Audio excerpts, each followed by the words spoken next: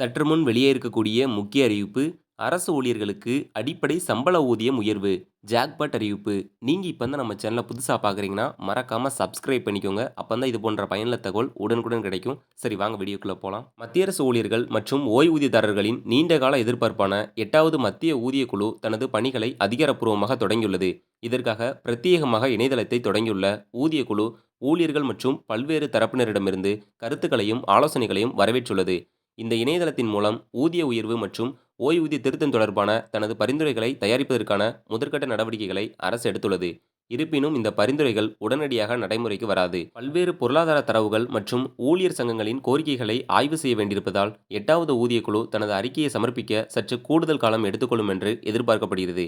தற்போதைய சூழலில் ஊதிய குழு எந்த மாதிரியான கணக்கீடு முறையை பின்பற்றப் போகிறது என்பதே ஊழியர்கள் மத்தியில் பெருமிதமாக உள்ளது. 7வது ஊதிய குழுவில் பின்பற்றப்பட்ட ஃபிட்மென்ட் ஃபேக்டர் முறையை 8வது ஊதிய குழு தொடருமா என்பது இன்னும் உறுதியாக தெரியவில்லை. ஒருவேளை அரசு அதே சூத்திரத்தை பின்பற்ற முடிவு செய்தால் அகவிலைப்படி 60% எட்டுவது புதிய ஊதிய நிர்ணயத்திற்கு ஒரு முக்கிய அடிப்படையாக அமையும். 2025ஆம் ஆண்டின் அகில இந்திய நுகர்வோர் விலை குறியீடு தரவுகளின்படி மத்திய அரசு ஊழியர்களுக்கான அகவிலைப்படி 2026 ஜனவரி 1 முதல் 60% உயரக்கூடும் என்று கணக்கிடப்பட்டுள்ளது. 7வது ஊதியக்குழுவின் விதிகளின்படி ஊதியக்குழு அமல்படுத்தப்படும் தேதியில் உள்ள அகவிலைப்படி விகிதமே ஃபிட்மென்ட் ஃபேக்டர் கணக்கிட அடிப்படையாக எடுத்துக்கொள்ளப்பட்டது.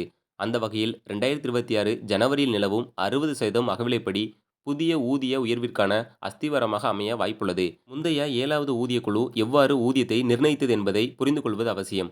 அப்போது குறைந்தபட்ச அடிப்படை ஊதியமாக 18,000 நிர்ணயிக்கப்பட்டது. இது 6வது ஊதியக்குழுவின் தொடக்க ஊதியமான 7,000துடன் 2.57 என்ற ஃபிட்மென்ட் ஃபேக்டரை பெருக்கி பெறப்பட்ட தொகையாகும். 2016இல் ஊதியக்குழு அமல்படுத்தப்பட்ட போது அகவிலைப்படி 125%ஐ எட்டும் என்று கணிக்கப்பட்டது. இந்த 125% அகவிலைப்படியை அடிப்படை ஊதியத்துடன் இணைப்பதற்கான 2.25 என்ற காரணியை பயன்படுத்தப்பட்டது.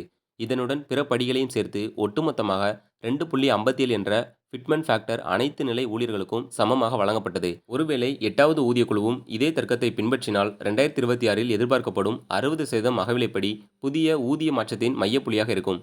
விலைவாசி உயர்வு மற்றும் ஊழியர்களின் வாழ்வாதாரத்தை கருத்தில் கொண்டு இந்த முறை ஃபிட்மென்ட் ஃபேக்டர் எவ்வளவு இருக்கும் என்பதை அறிய ஊழியர்கள் ஆர்வமாக உள்ளனர். இப்போது தொடங்கப்பட்டுள்ள அதிகாரப்பூர்வ இணையதளம் இந்த அடுத்த 10 ஆண்டிற்கான ஊதிய மாற்றத்தின் முதல் படியாக பார்க்கப்படுகிறது. மத்திய அரசு ஊழியர்கள் அனைவருமே நீண்ட காலமாக ஓய்வூதியம் மற்றும் அடிப்படை சம்பள உயர்வு ரொம்ப எதிர்பார்த்துக்கிட்டு இருக்காங்க.